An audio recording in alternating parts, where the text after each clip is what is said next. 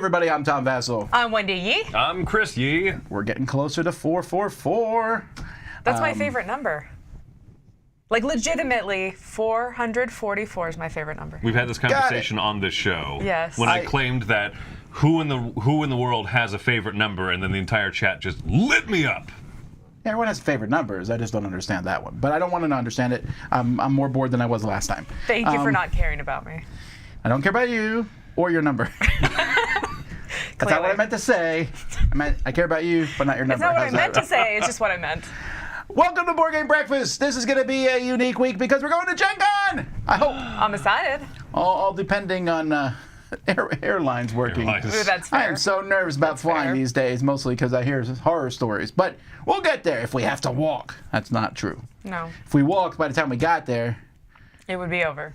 It'd be way over. Way worse than over. Tom, don't be ridiculous. There's bicycles. Yeah, I wonder how long it would take the bike to Gen Con. I could figure that out.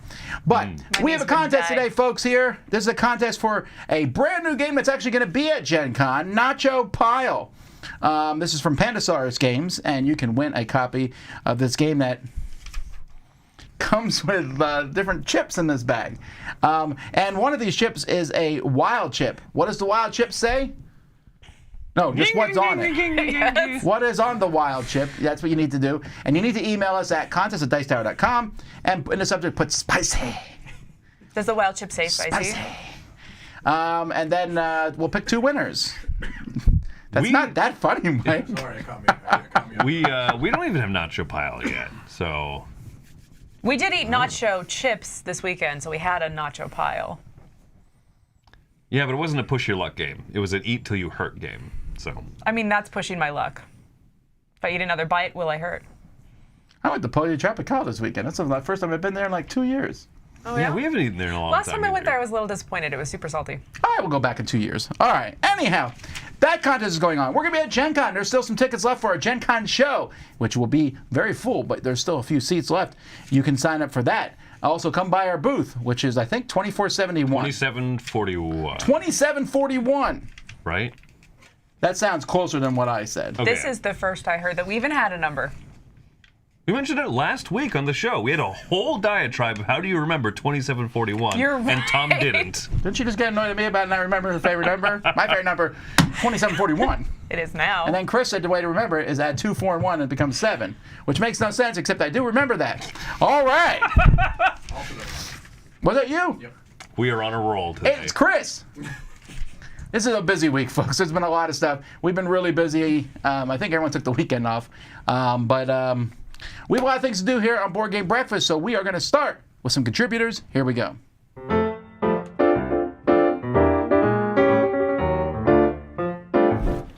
Hi, it's Tarrant. And Stella here from Maple University. Today we have a winner. Yes, Cascadia, winner of the 2022 Spiel des Jahres. Just announced. Yep, you can hear the raptures of the hobby gaming community, I suppose, after, I guess, the last three being Just One, Pictures, and Micro Macro. This is really the first hobby game crossover style one, which has won for a few years, and I know that has irked. This is the heaviest one in complexity, isn't it? Certainly over that period. Once you go back to Azul being the last that really fit into. I forgot about Azul. Yes. Yeah. What do you think? I think it is a great game. It's like Calico, but I don't know, for some reason it's less thinky. It's two-dimensional drafting, and it just brings different games, and then the objective is different every game. I think it deserves to win. You might not agree with me, and that's okay. Yeah, I think it's that double draft that really makes it a very clever crossover, because by drafting two things at once, it's a very slight twist on a standard draft, but it both gives enough to excite the hobby game community, but it's also simple enough as a crossover mass market. And then it's got the tactile pieces in That's it, all right. of those tokens and things. So yeah, it is a really neat game, simple but plenty of depth. Everything's a good game, but I think it deserves to win. Yeah.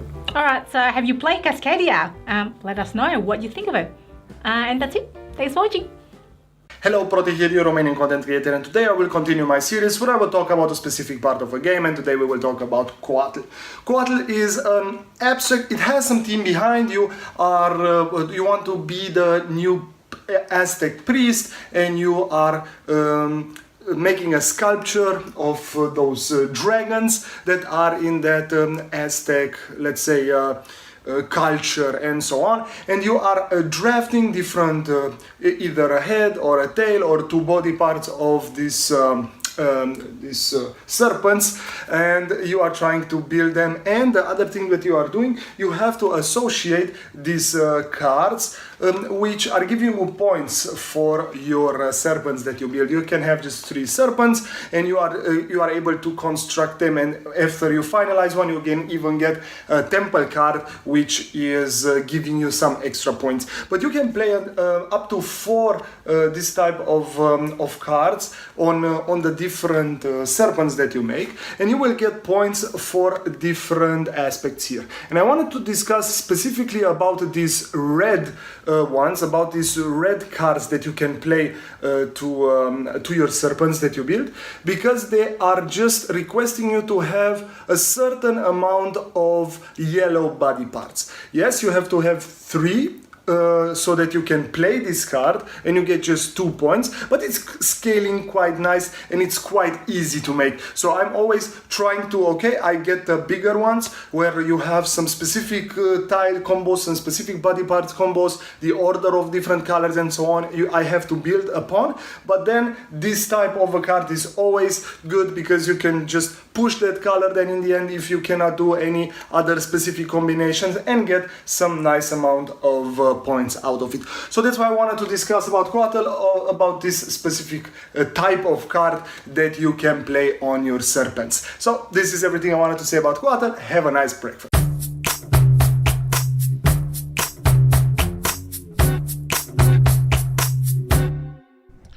All right, folks, so we're going back 20 years ago, taking a look at games that are fantastic or not.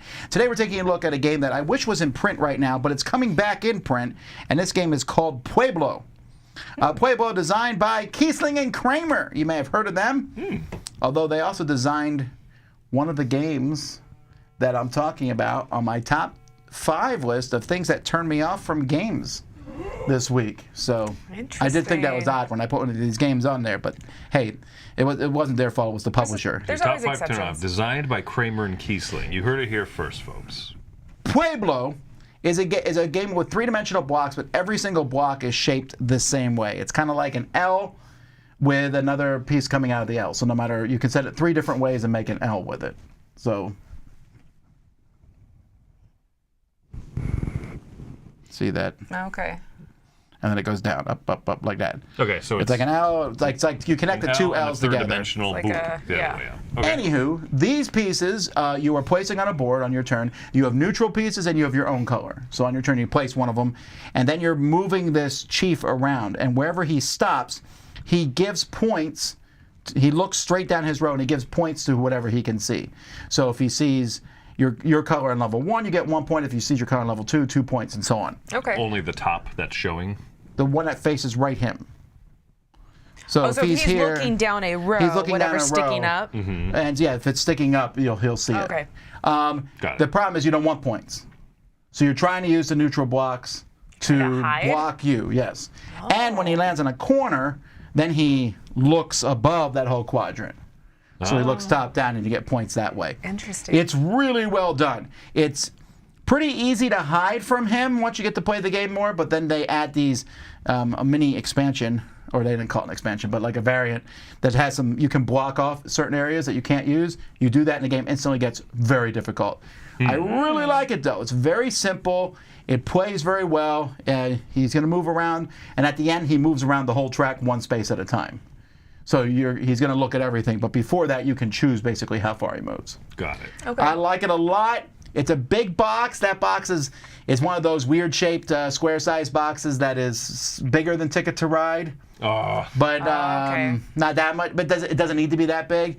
The new one looks really cool. I'm trying to figure out who the new publisher is. Is it still being called Pueblo? Mojito. Mojito, okay. I'm sorry, what? It still has the same title? Yep, still Pueblo. Okay. Looks better. Looks better, the new version of it. And I'm glad it's coming back in print. This is one of my favorite 3D abstracts. I think this is better than whatever Blocus 3D was called. I know it was called Blocus 3D. Gemblo for a while. No, right? not Gemblo. Rumus. Oh, Rumus. Okay. Which was renamed, I believe, Blocus 3D. What is the theme like behind? You're building Hudson, blah, blah, blah, blah, blah. Who cares? It It is completely abstract. They're not even trying to. They're not even Okay. trying. It sounds like one of those abstract Euro games from 20 years. This does not sound like a modern design. I'm curious how a reprint's going to do of it, because it sounds interesting, but it doesn't sound modern. Are they changing it at all?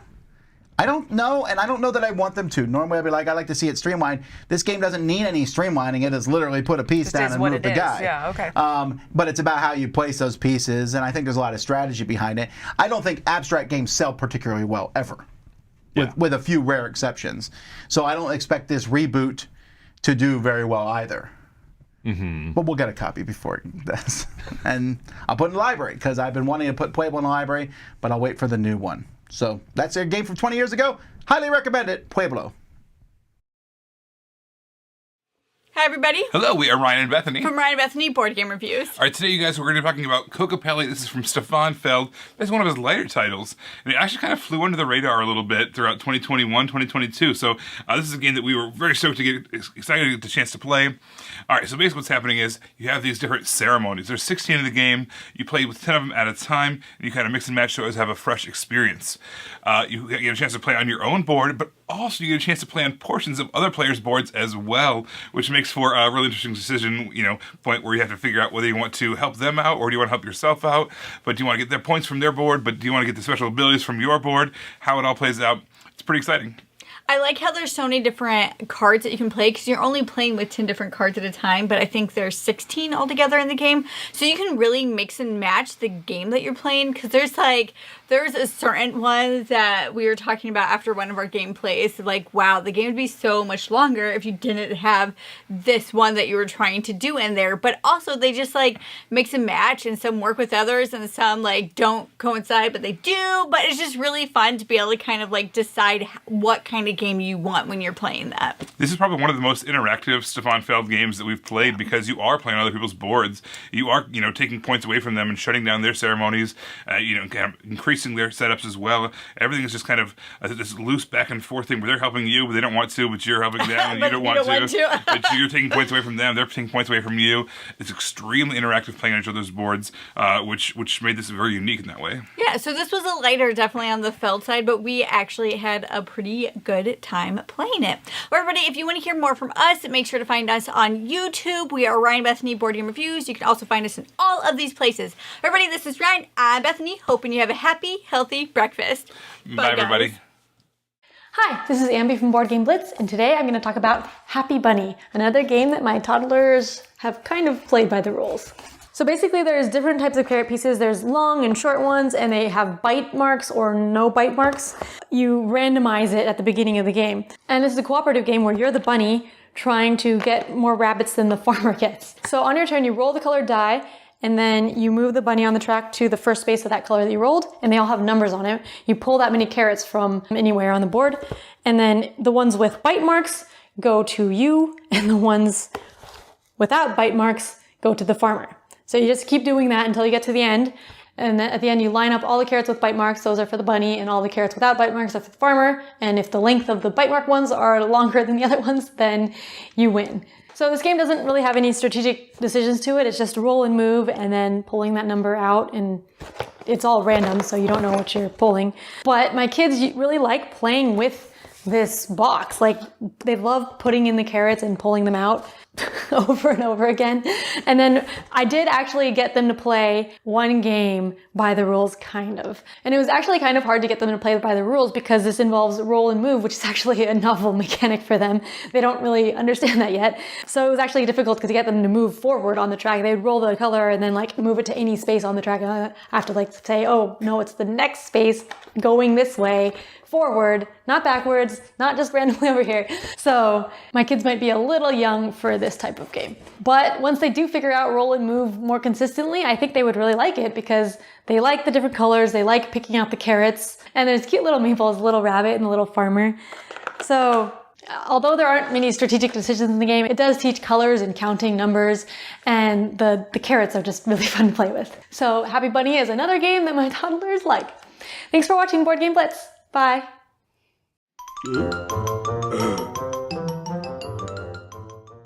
Don't.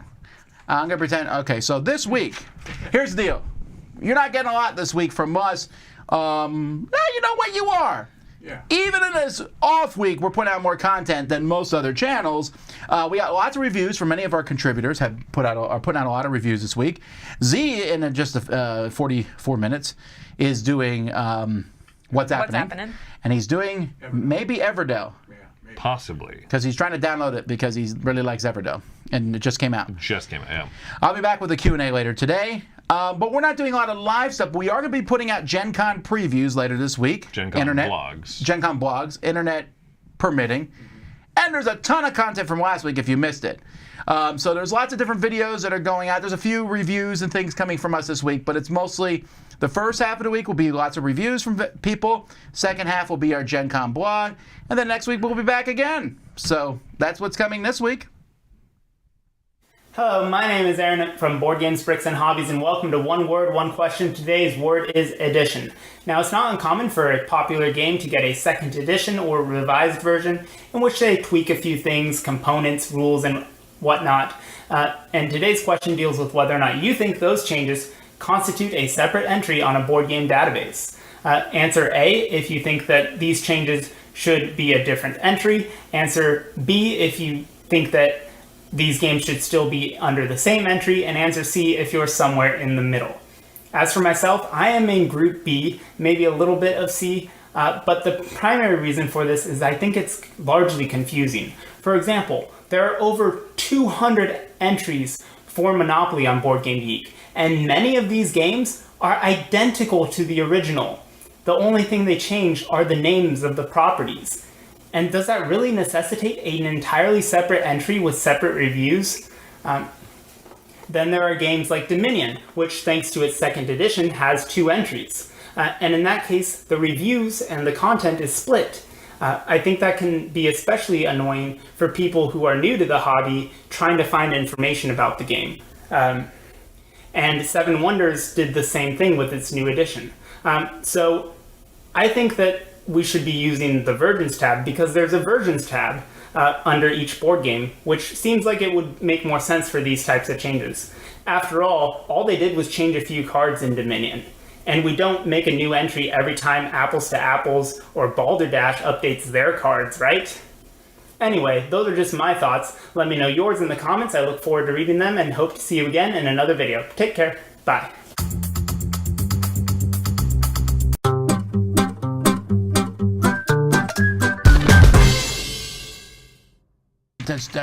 I agree with him. Don't combine stuff. Through the Ages should not be on the Board Game Geek Top 100 twice. You mean you should combine? You should combine them, There right. are some games that absolutely merit different... Yes. TI2 and TI3 should be split. Twilight Imperium 2 and Twilight Imperium 3. Dominion 1st, 2nd edition are literally the same game, just some different cards. Which means somebody has to make that call. So who makes that call? Does the publisher make that call? Or does BGG make that call? W. Eric Martin makes that call on Board Game Geek, 100%. Because he's the one who sends me if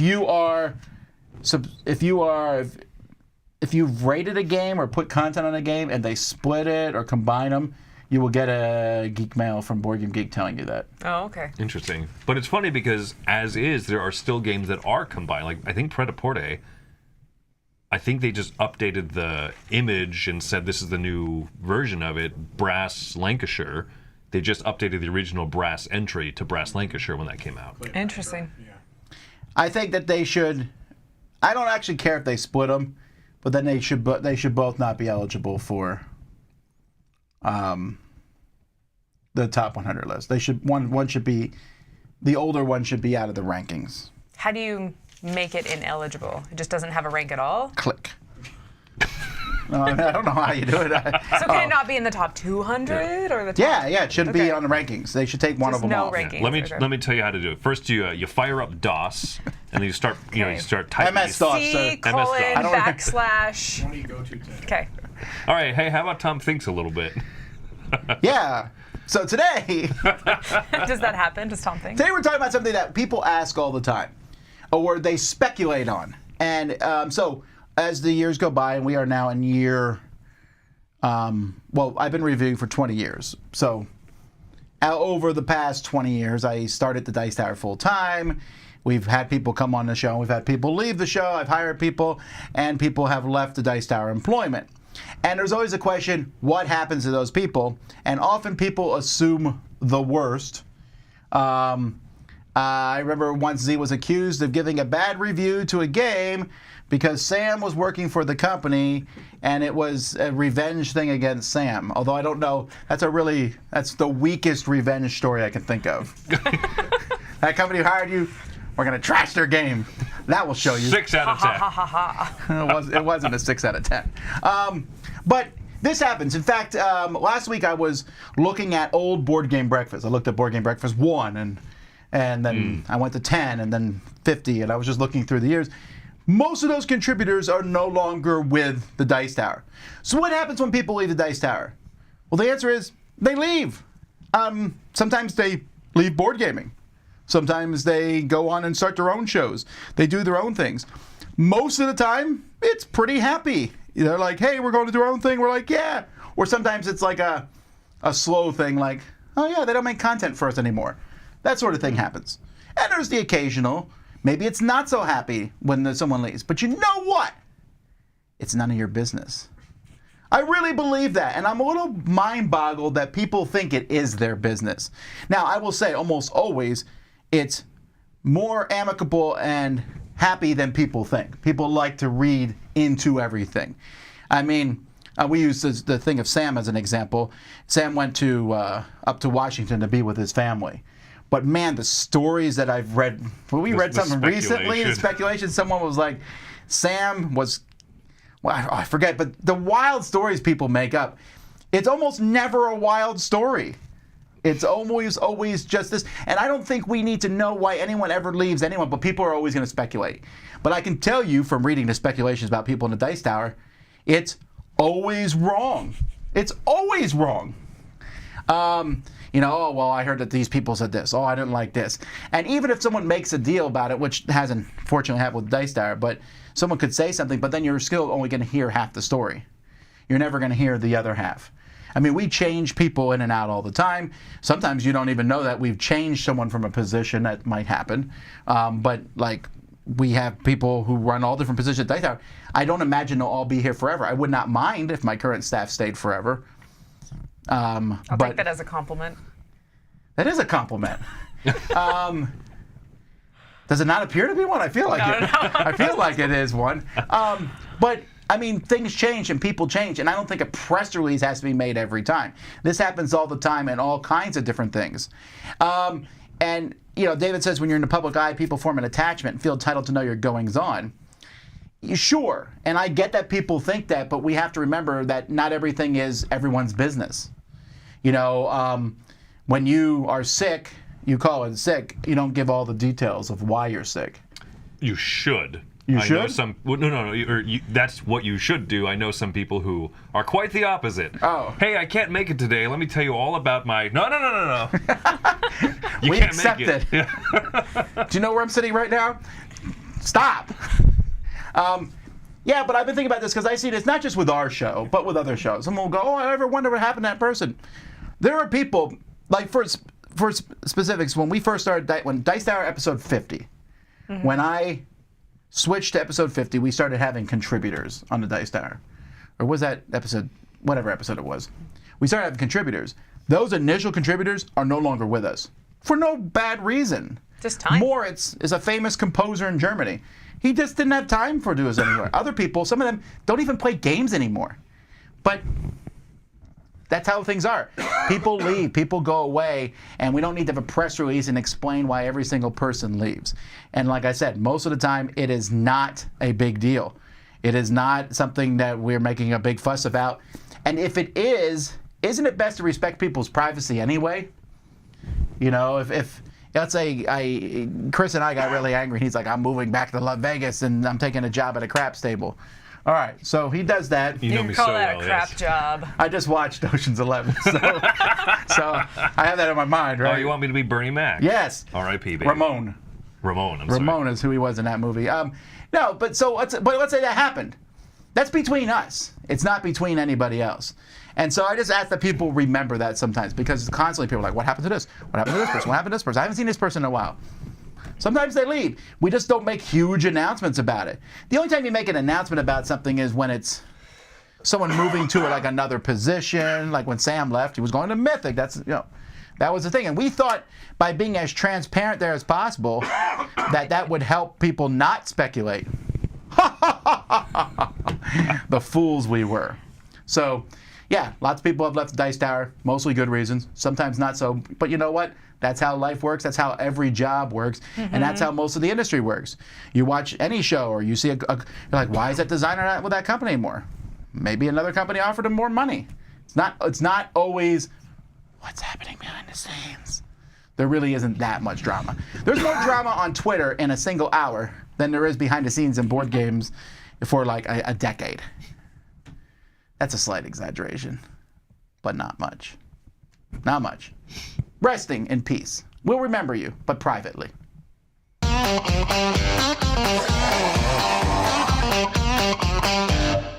The Nazis. They were obsessed with occult knowledge. But what if their secret missions to ancient sites found more than just broken pottery? Because there was something out in the darkness, waiting. Assalamu alaikum. If you remember that for Cthulhu Death May Die, which is one of my all-time favorite games, I had made a story mode which linked all the missions available in Cthulhu Death May Die base game in an overarching story, as well as giving you additional missions as well. And if you have been looking for more content for Season 2 expansion as well, then similar thing I have done for Cthulhu Death May Die Season 2. Introducing the story mode of Season 2 of Cthulhu Death May Die, set in the events after the World War I, after the Germany had lost, and this is set in the Europe, and it does take inspiration from Season 1 by including some of the real history facts, as well as taking some fan fiction of my own and mixing it with the Cthulhu mythos to actually make a brand new story, as well as 4 brand new missions with new mechanics that you get to explore in this story mode itself. So if you're looking for more content and more life out of Cthulhu Death May Die, do check out the Cthulhu Death May Die story mode on the BGG file section for more replayable sessions of this fabulous game. That's it for me. Happy gaming. This is a segment where we take a look at a board game based on an IP, and I tell you if the IP and the mechanisms match. Today we're looking at Comic Hunters. And here's the game set up. So this is going to track the number of turns, 1, 2, 3, and then the phases inside each one. So every time you go through a draft, you'll move this down until you're at the end.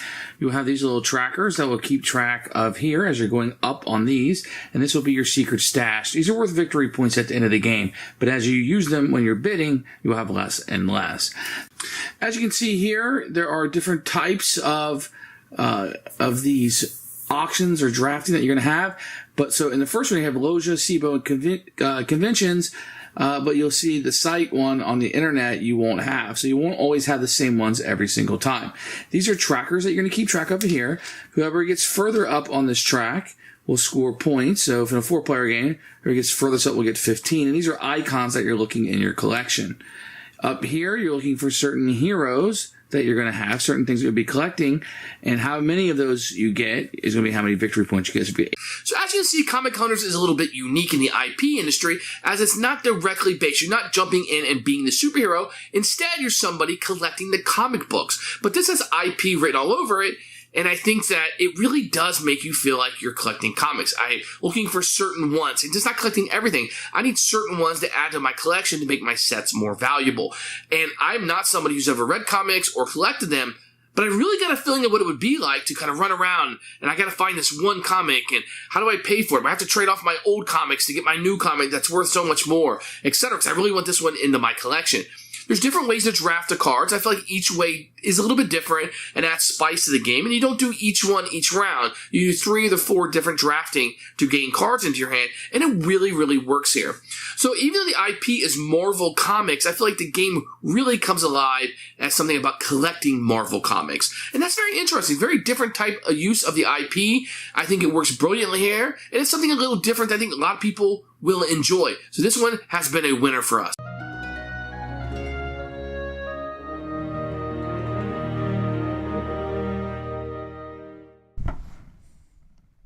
Hello, are you reviewing this? You've only seen 1 episode so far, haven't you, Tom?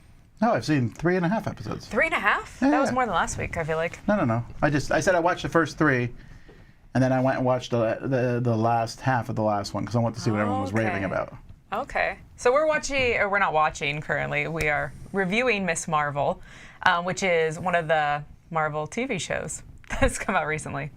Yeah, so there's 6 episodes on Disney Plus, and Tom has barely bothered to watch a little more than half of it. No, and but I get it. Don't particularly blame you because I think if I were to describe this show and its tone and its timbre, it would be uneven. It's very strange. So you have teeny bopper, we're gonna have sort of bullies, and we're gonna have social media crap that we're dealing with as teenagers and drama and all of that. And then we're also gonna have a Marvel TV show, but we're not gonna do it all in the same episodes, and we're gonna jump and hop and just make it weird. It's very strange. It's just very disjointed. Well, and not only that, but it also has a really cool historical setting for, episodes 4 and 5, basically. You have to watch one more episode, Tom, for it to get good. That suspender snap is for the chat there. But no, it goes into the history of the split partition, in India and Pakistan, and I really enjoy the family dynamic of the characters. And I really enjoy the family history and the exploration of that. But at the same time, it's so weird that the show starts off as teeny bopper, and because of that, because it's addressing such a serious topic in the middle of the show where it has really good meat, it feels like Hannah Montana starring in Hotel Rwanda. I think the unevenness is what really hurts this show. That's the thing, is the first couple episodes, I was like, oh, we can watch this with our kid that's nearly 7 years old. And then it got really intense and serious. And I was like, oh, well, I'm glad we're not watching this with my 7-year-old. It feels disjointed. So I felt like it almost had 2 different writers. They said oh, we need someone that writes teenage, kind of junk. Let's have a writer write that. And then we need someone who writes Marvel stuff. Let's have someone write this. And I don't know, so disjointed. But I like the heavy stuff that it gets into. My kids liked it. I was okay with it, but it just didn't feel like a superhero show. The superhero stuff is in the background for a lot of the show.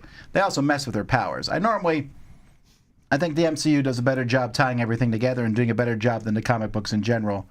But they gave her Green Lantern powers. Her little wristband thing is like a Green Lantern ring. She creates things, just like Green Lantern does. It's almost identical. And that's okay, I guess.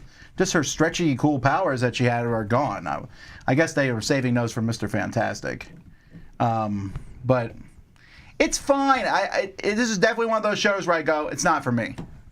Mm-hmm. Yeah. I just don't really care about watching more parents don't understand their kid not understanding the parents not understanding the kid, falling in love with 4 different people, or crushes on people, I guess, not falling in love. But there's a lot of shows on Disney that do that. There's a lot of shows on Disney that cover that ground. This just happens to have superpowers, too. There's a lot of shows on Disney with superpowers in this, too. They're very corny. Yeah, and that's what this felt like. Well, here's the thing. It felt corny half the time. I mean, it felt very heartfelt at points. Yes. Yeah, like Chris said, the family dynamic, I enjoyed that. And I know that you don't necessarily love the parents not understanding the child thing. But I'm fine with all that. I enjoy that. It's just it's anytime we were in the high school, I just wanted to be like, why are we here? What are we doing? Yeah, to the point where it gets serious and it has a lot of I love the historical drama, in this fantastical kind of interpretation. And then the finale doesn't stick the landing for me because it gets really weird and a character just walks into frame and goes, "Hi, I'm also here." let's do the final fight now. Oh, okay. This turned back into like a Disney Channel original movie, like superhero high school or whatever. I also didn't love the final fight, like that whole like big epic ending. I was not big and epic to me, and I thought it was a weird choice. What do you think about the secret stinger, Tom? You mentioned that you watched it just for that. Yeah, it seemed like a weird. I'm trying not to spoil this. It just seemed like a weird show to put something that I've been waiting for a long time in. Yeah. Also, in the comics, she is not that. Mm-hmm. Okay. So, whatever. I didn't hate it, but I also have no desire to go finish it. I thought about that over the weekend. I was like, oh, Chris and Wayne are going to review this on Monday. Maybe I should watch it. And instead, I watched West Wing. So, go figure. Yeah, all the high school drama in West Wing, though. Oh my gosh, Madam Secretary has 500 more followers than me. Did you say Madam Secretary? Yeah, I don't care, whatever. I don't... Have you ever watched West Wing? No, I haven't really. Not at all. Got it. No, I was interested in it, but it just also wasn't that interested in it at the time. But that's Ms. Marvel. I guess if you were to give it a numerical rating. A numerical rating, I would probably give it a 6. Yeah, I think I think a 6. I'm at a 6. I'm going to give it a no rating currently, just because. Oh, you haven't. You haven't seen episode 4, which is the episode to watch. I think the best episodes are like 4 and 5. The best episodes are always ones you haven't watched. You'd be like, I've seen the first 2 seasons. People are like, season 3 is where it gets really good. No, I'm not being that way. I think the best episodes of the show are like an 8, maybe 7.5, 8. But like, there's the overall. Yeah. It's like a 6. But there you go, Ms. Marvel. Hey guys, it's Oliver. And you guys should know that I do video game content and board game content on my YouTube channel. Hence the meeple and controller in my logo. And today we're going to be combining those 2 topics and talking about a board game that was based off an old video game called Shovel Knight. And the board game is of course called Shovel Knight Dungeon Duels, the board game. And something cool with this game is that, as a teenager, I usually find the video game first and then the board game with the same IP. But this time, I actually reversed, because I found Shovel Knight, then the video game, which I think is pretty cool, and that, like, never happens. And Shovel Knight Dungeon Duels is a dungeon crawler, dice-chucking, luck-based game where you're getting as many coins as possible to win the game. What I like about Shovel Knight is that it emulates a side-scroller and the board moves as the game goes on. Also, when you die, you drop half your coins and then go back to the beginning so people can, like, pick up your coins. Another thing I like is that, you have equipment that you can use to, like, when you're fighting, it's a lot easier to, like, fight and get baddies down, because you have this thing that says re-roll this dice or something like that, which I think is really cool. Alright guys, that's all for today. Go play one of my favorite side-scrollers, Mario, to please your video game urges. Have a great breakfast. Bye.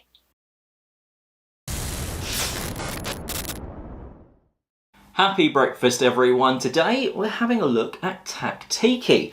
Now this is a game with these amazing sort of chunky pieces, slightly overproduced in no fault of the game because I think it makes it awesome.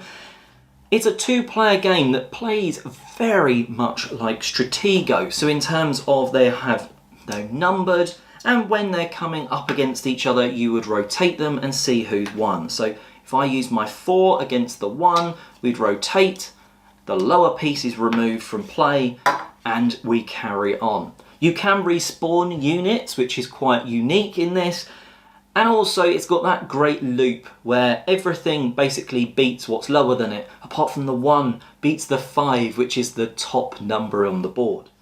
And that means you are never quite sure what is the best move, and when you set up you never quite know how to space your numbers out. It's fun and it's fast, and it does really take Stratego and mean I probably wouldn't play it again. It is a game that, an old game that I do still like, but I think this does it really well in a sort of a shorter period of time. Within 30 minutes you could have taught and played the smaller blitz version of the game, and then you can flip the board over and play the full sort of game mode again in that 30 minutes because you've got the teach out of the way.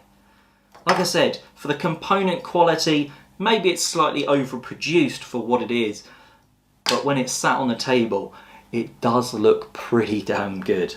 That is Taktiki from Draw Lab Entertainment, and enjoy the rest of your breakfast.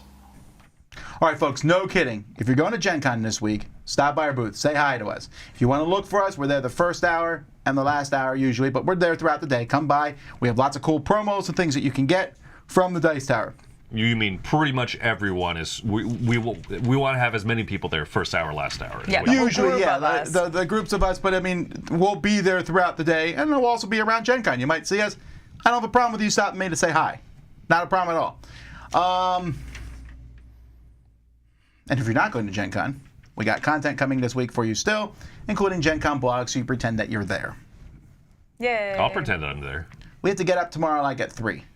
So we need whatever. It bothers you more if I said we're staying up to 3. That's true. So we'll be fine. We'll see you. Until next time, I'm Tom Vassell. I'm Wendy Yee. I'm Chris Yee. Have fun. Oh, go watch Z. Play Everdo.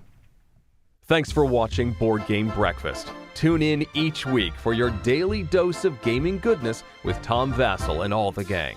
Until next time, I'm Eric Summerer, and you've been watching Board Game Breakfast, a Dice Tower production.